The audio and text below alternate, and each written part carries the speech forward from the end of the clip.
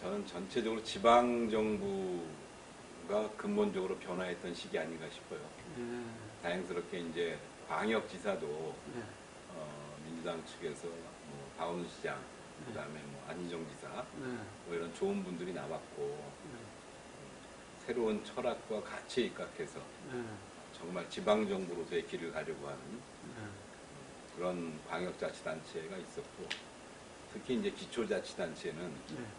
민선 5, 6기 들어서 처음으로 정말 우리 사회에서 국정에서든 또는 시민사회에서든 다양한 경험을 가진 사람들이 네. 들어와서 지방정부의 새로운 방향과 주민들의 삶을 바꾸는 사업과 정책들을 정착시킨 아마 시기 이렇게 평가하고 있고요. 특히 무엇보다도 이 과정에서 분권과 자치 그리고 혁신에 대한 기치가 모든 지자체에서 이제 나타나기 시작했고, 그러한 내용들이 문재인 대통령의 탄생에도 일정 부분 기여를 했을 것이고, 또 그 이후에 문재인 정부의 100대 공약과제도 여러 개가 반영되면서 이제 나라가 정말로 지방정부와 중앙정부가 함께 국민이 주인되는 그런 정부로 바뀌어가는 과정을 만들어내지 않았나 이렇게 자평하고 있습니다. 예. 예. 핵심은 결국 지방자치단체를 지방정부로 이제 정식으로 인정해 주는 거죠. 우리 지방정부의 공무원들이 37만 명입니다. 근데 37만 명이 단체에서 근무한다는 게 좀 웃기지 않습니까? 그렇죠. 그래서 지방정부로 제대로 인정을 해주고, 지방정부의 입법권, 즉 지방정부가 법률의 틀 안에서만 조례를 입법을 할 수 있는 게 아니라 법률이 어긋나지 않는 수준에서 다양한 형식의 다양한 내용의 입법을 할 수 있는 권한을 갖는 게 중요하고요. 그게 규현에 들어간다는 겁니까? 들었죠. 예. 두 번째는 조세와 관련된 재정과 관련된 문제죠. 지금 뭐 2대8 그렇죠. 지방정부 이렇게 얘기하죠. 재원 자체가 지방이 2밖에 안 되니까. 그러다 보니까 어떤 사업을 할래도 중앙정부의 승인과 재정 지원이 없이는 안 되는, 이걸 우리가 천수답 지방정부라고 합니다. 중앙정부에서 돈 떨어지기만 기다리는, 또는 그것만을 위해서 노력해야 되는, 사실은 그런 방식으로는 지방정부가 중장기적인 계획을 갖고 국민들의 삶을 바꾸는 것이 어렵기 때문에 재정에 대한 권한이라고 하는 걸 갖는 게 중요하죠. 세 번째는 관련해서 다양한 중앙에서 갖고 있는 권한을 밑으로 내려보내는 게 필요합니다.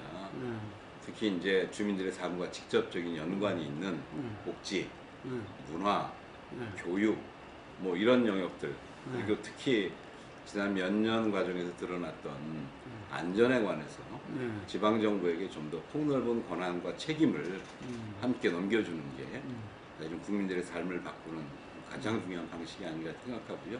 이 내용들이 개헌에도 일정 부분 반영되고 또 그와 연관해서 관련된 다양한 입법들이 같이 좀 이루어져야 되지 않을까 이렇게 생각하고요.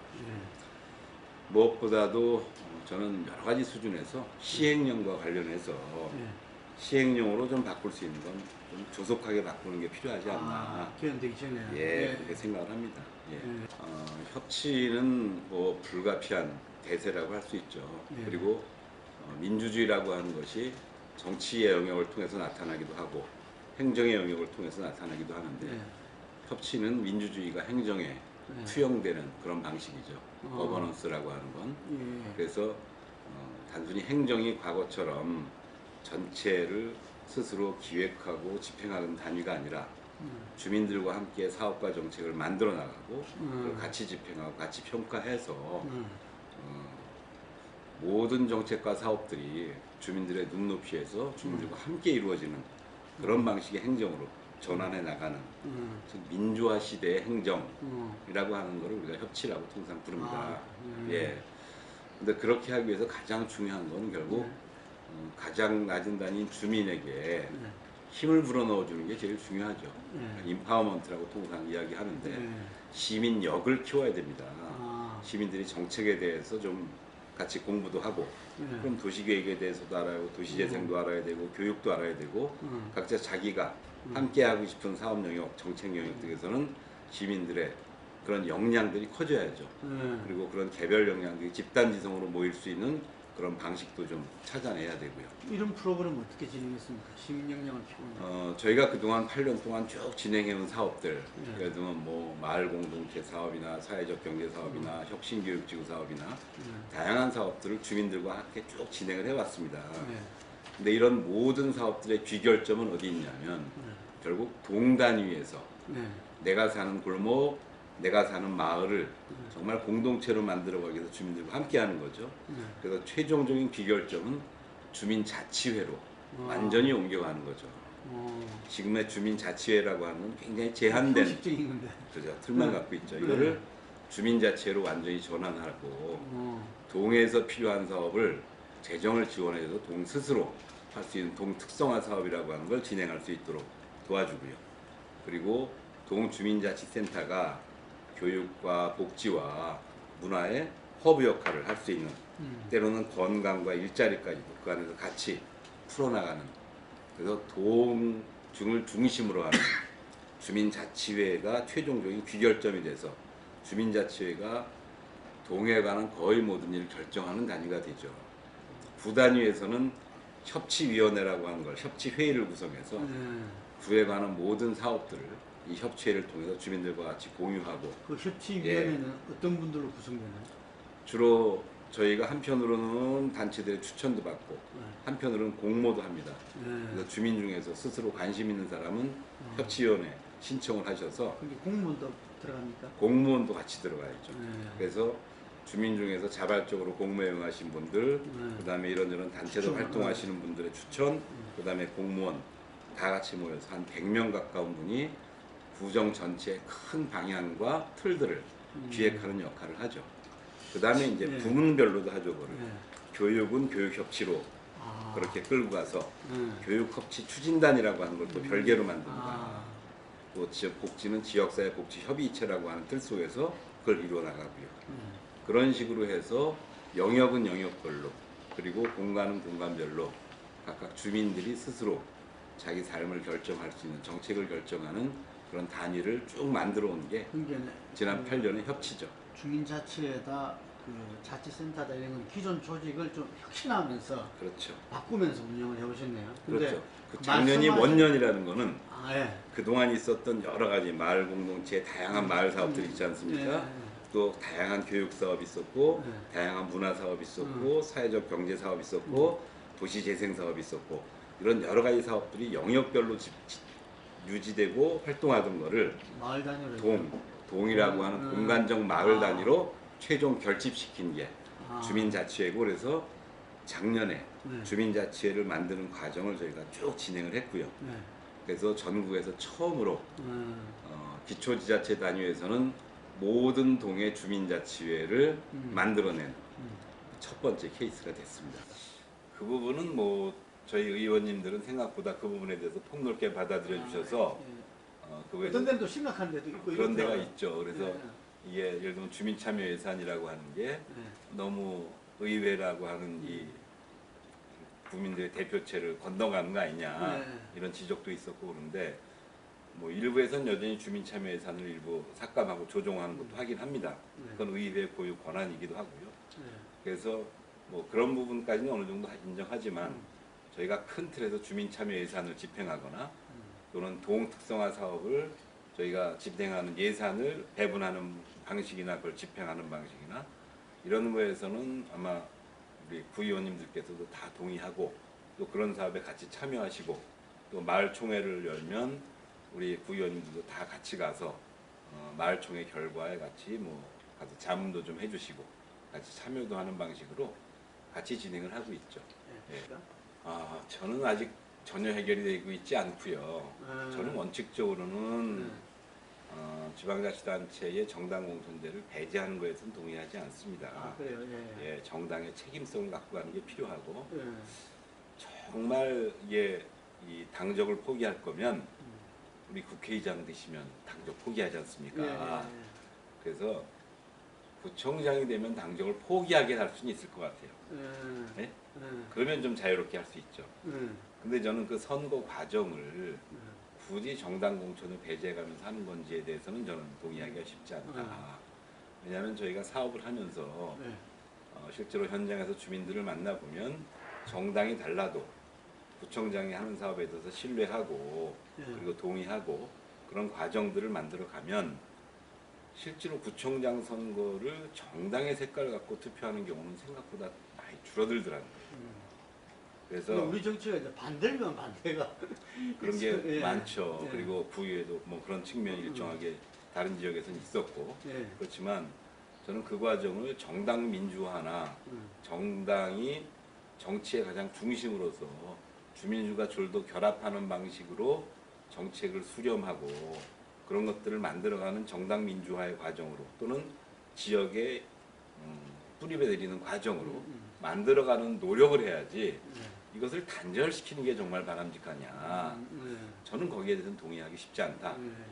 굳이 구청장의 업무를 수행하는데 정당 소속이 문제가 된다면 차라리 그 이후에 당선된 구청장은 정당 소속을 뭐 벗어나서 일할 수 있게 하는 게 국회의장이 정당 소속에서 벗어났다가 국회의장을 그만두면 다시 자기 정당으로 돌아가는 것처럼 그런 방식도 저는 채택할 수 있지 않을까 최 싶고요. 부장님이 활동 속에서 어땠습니까? 그 당 대결 저는 행정에 정당 공천제를 없애기보다는 오히려 당선된 사람이 정당에서 나와서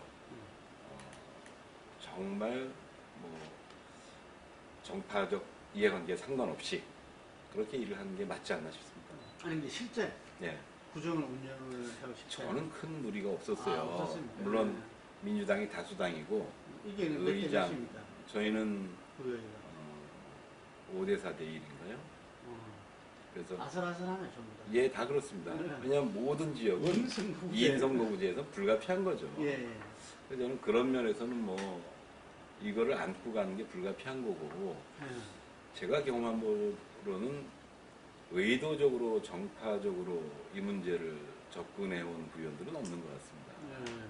그래서 조직적으로 당론으로 반대하거나 저는 이런 경우를 당해보진 않아서 오히려 저는 정당과 상관없이 좀 더 적극적으로 모든 구의원들을 같이 좀 논의하고 그렇게 할 수 있으면 그게 문제가 되는 건 아니지 않냐.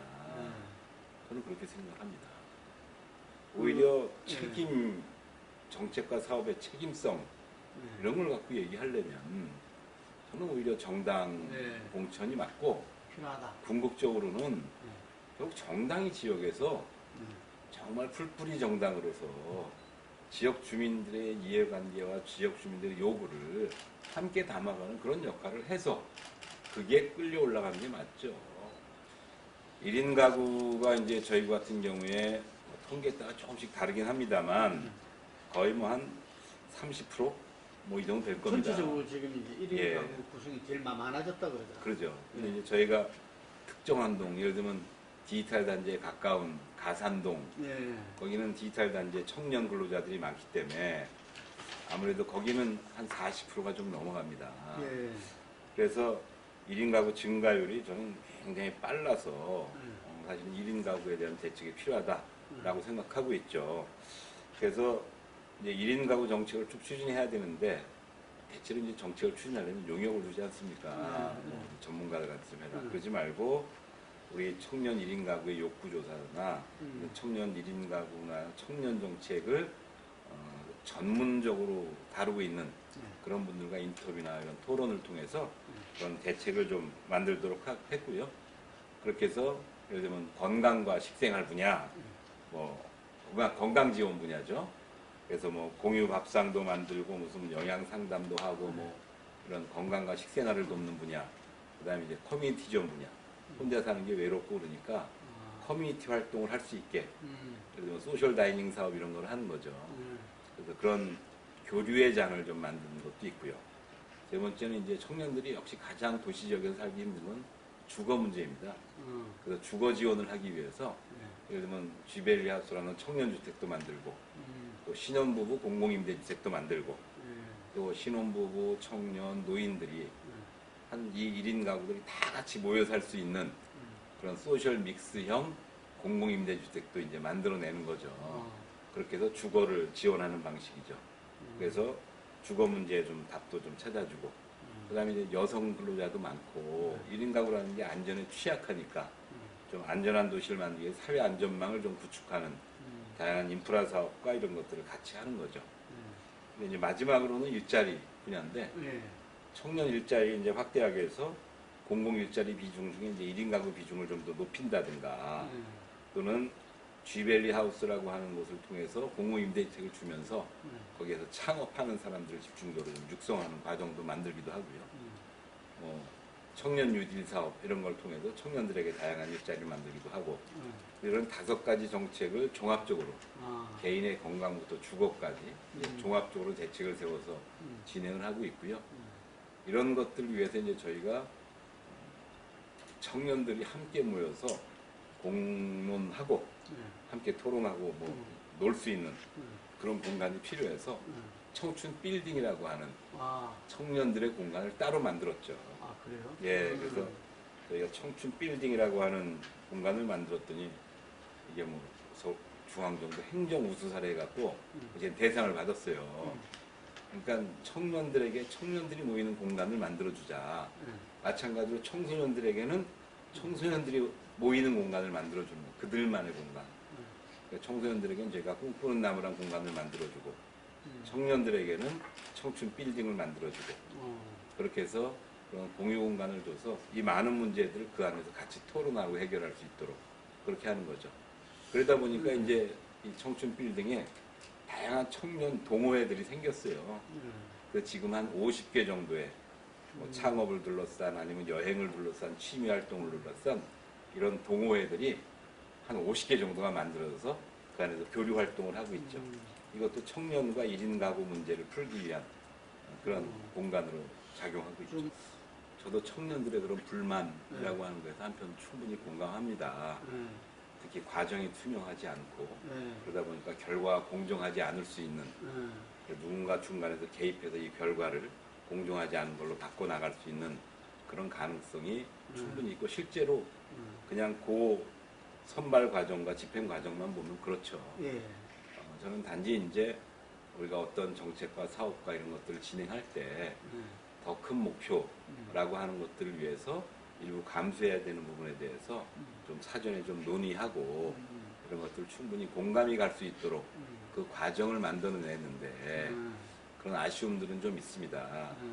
그래서 저는 많은 정책과 사업들이 모든 국민들이 동의할 수는 없어요. 뭐 아무리 훌륭한 대통령이나 단체장이 해도 뭐 30% 40%는 또 반대하는 정책이 있을 수 있거든요. 저는 그걸 설득하고 함께 나가는 과정이 훨씬 더 중요하다고 봅니다. 예를 들면 아이스하키 팀을 단일팀으로 만들어 놓은 과정에서 그걸 좀 더 디테일하게 처음부터 과정을 만들어가고 왜 그렇게 할 수밖에 없는지, 이 과정에서 우리가 어떻게 불이익이 있을 수 없는지 이런 것들을 좀 사전에 충분히 설명하고 그걸로 상처받지 않고 오히려 공감을 할 수 있도록 전체 과정을 공유하고 공론하는 과정이 있었으면 했는데 그 과정이 빠진 상태에서 그냥 가니까 그런 아쉬움이 생겼죠. 근데 다행히도 이게 이제 지방정부의 힘인데요. 여자 아이스하키 팀의 문제는 올림픽이 끝나면 각자 자기 생업으로 돌아가야 된다는 거 아니겠어요? 이게 직장팀이 하나도 없기 때문에 사실은 그런 근원적인 문제를 해결해 주면 그러면 이런 문제도 같이 설득하기가 굉장히 쉬운 거죠. 근데 올림픽 끝나면 해체될 팀을 당장 남북 단일팀으로 만들기 위해서 이거를 조종하겠다. 이러면 불만이 생기죠. 근데 오늘 다행히도 수원시가 여자 아이스키 팀을 창단하겠다고 했습니다. 저는 문광부와 같이 협력해서 이 여자 하키팀 선수들에게 사기를 진정시켜 줄 수 있고, 이들이 비록 잠정적으로 서너 명이 이 과정에서 뭐 빠질 수도 있겠지만 이분들이 앞으로 그 팀 속에서 계속 활동을 할 수 있고 자기가 원하는 운동을 할 수 있도록 만들어가 주는 게 공공이 해줘야 되는 일이죠. 그런 걸 안 하고 그냥 단일팀 구성했다가 해산하면 이제 없어지는 팀. 딱 한 번밖에 시험을 할 수밖에 없는데 거기서 빼버리면 화가 나죠. 그렇지만 이제 그런 직장 팀이 만들어지고 이분들이 앞으로 그런 경기를 할 수 있는 기회가 많아지고 그럼 이분들이 한국을 대표해서 해외로 이제 자주 시합도 다니고 이런 과정을 거치면 지금의 섭섭함과 이런 것들이 어느 정도 위로가 되고 공감되면서 풀어갈 수 있는 과정이 있죠. 그게 참 쉽지 않은 건데요. 예. 지금은 이제 협치행정으로 가는데 이 협치행정이라고 하는 것이 협치회의도 만들고 교육협치 자문단도 하고 주민자치회의도 하고 해서 이제 그 기본적인 틀은 만들었어요. 그렇지만 여전히 이게 다양한 갈래로 나눠져서 이게 화학적인 결합이 잘 안 되죠. 저는 융합행정이라고 하는 건 이렇게 기본 구조는 만들어졌지만 구조가 정책 기획 과정과 집행 과정에서 함께 갈 수 있도록 화학적으로 좀 결합하는 그런 과정을 만들어내는 것 이런 것들 융합 과정이라고 이렇게 생각을 하고요. 올해는 그런 구조를 만든 거에서 이제 이게 뭐 살이 되고 피가 돼서 이렇게 순환해서 갈 수 있는 그런 과정이라고 생각하시면 됩니다. 각자의 칸막이를 최대한 낮추고 화학적인 결합을 하는 뭐 그런 과정이라고 생각하시면 될 것 같습니다. 지속 가능 도시는 뭐 결국은 몇 가지 측면에서 얘기할 수 있는데요. 전통적으로 지속 가능성 도시라고 하는 건 이제 환경 문제나 에너지 문제 이런 걸 중심으로 해서 많이 이루어졌었죠. 근데 이제 여기에 더해서 우리가 마을을 중심으로 하는 공동체를 구성하는 것 또는 일자리와 관련된 것이 이 안에서 이루어지는 것 이런 것들을 다 포괄하는 지속 가능성이 돼야 되겠죠. 그래서 단순히 뭐 에너지도 그러니까 자립형 에너지 마을을 만들기 위해서 태양광 사업이나 이런 것들 더 확대하고 또 쓰레기 문제도 쓰레기 양을 전체적으로 줄이고 자원순환 도시에 가깝게 만들어가는 그런 사업을 한 축에서는 하겠지만 그에 못지않게 중요한 거는 일자리 문제나 또는 공동체를 유지하기 위한 문제 이런 것들을 함께 끌고 나가는 것이죠. 여기에 더해서 이제 최근에는 4차 산업혁명에서 만들어진 다양한 기술들이 있지 않습니까? 그것이 IoT 기술이든 아니면 인공지능 기술이든 이런 새로운 산업 기술들이 우리의 공공삶 속에서 보다 효율적으로 작동할 수 있게끔 그런 스마트 도시를 함께 만들어가는 것 이런 것들을 전체 합쳐서 지속 가능한 도시라고 이야기하는 게 맞을 것 같습니다. 뭐 큰 틀에서는 저는 정말 잘하고 계시다고 생각합니다. 대통령께서 국민들에 대한 애정과 진정성도 가지고 계시고 또 국가적 과제들도 잘 파악하고 계시죠. 그래서 그걸 대통령께서 말씀하시는 거는 충분히 공감이 되고 국민들도 공감을 하니까 지지율이 높은 거 아니겠습니까?